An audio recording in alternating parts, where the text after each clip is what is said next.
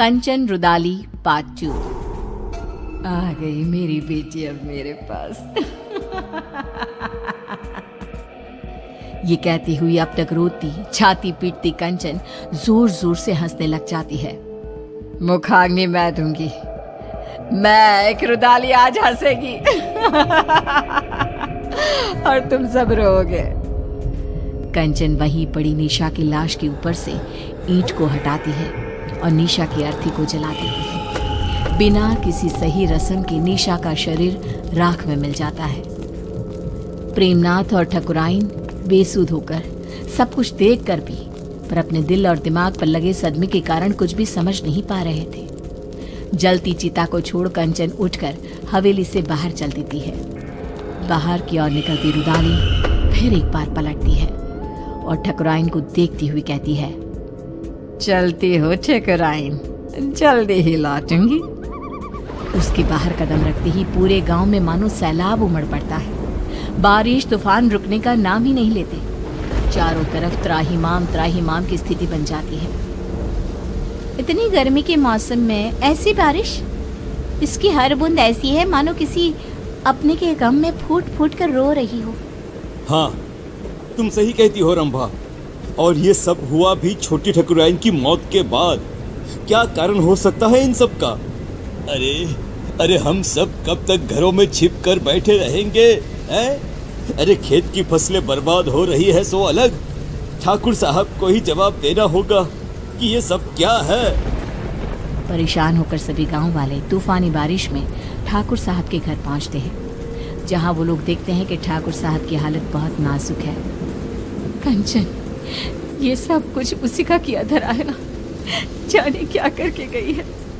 जैसे ही उसने हवेली से जाते वक्त कहा जल्द ही लौटती हूँ, तब से इनकी तबीयत बिगड़ते ऐसी हो गई है।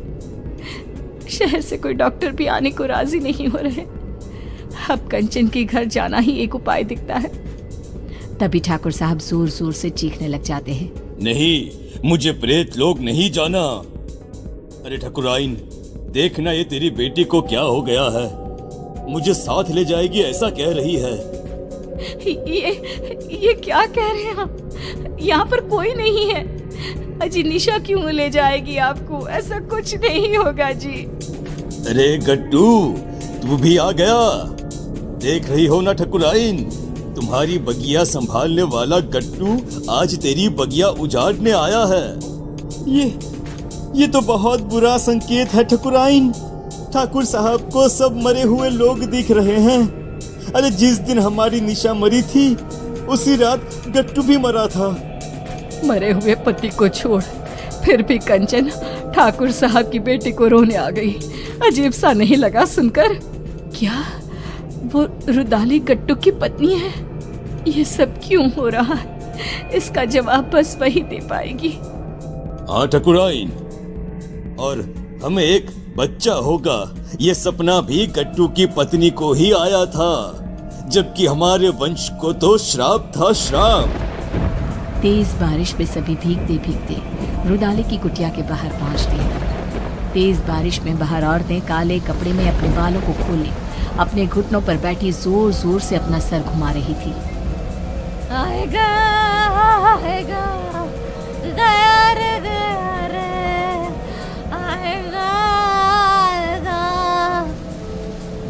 आएगा गया रे, ऐसे कुछ अजीबोगरीब गाना गाती हुई जोर जोर से सर घुमाती वो औरतें बहुत डरावनी लग रही थी। हमें अंदर चलना चाहिए। सभी दरवाजा खटखटाते हैं पर कोई दरवाजा नहीं खोलता। तोड़ दो दरवाजा।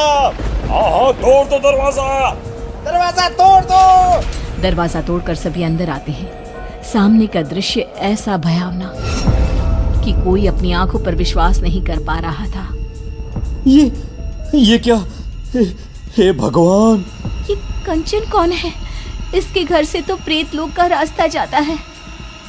कंचन उठकर आगे बढ़ती है और जाते हुए अंगारों को पार करती एक अजीब से चेहरे के राक्षस के पास पहुंचती है, जिसके हाथ में चाबुक था जिससे वो रूहों को सजा देता था। पूरा गांव आ गया है मालिक, अब सबकी बलि ले लो और निशा और मेरे पति को वापस उनके शरीर में भेज दो। दोनों के शरीर को संजो कर रखा है मैंने। ये निशा बिटिया का शरीर तो सबने जलते हुए देखा है, तो रुदाली के पास शरीर कैसे है? ये क्या राज है? रुदाली गट्टू और निशा के शरीर को सबके सामने रखती है और कहती है, निशा मेरी बेटी थी, मेरी इकलौती बच्ची, जिसे मेरे पति ने ठाकुर साहब को सौंप दिया था, क्योंकि आप कभी माँ नहीं बन सकती थी। बोली ठकुराइन, सच है ना ये?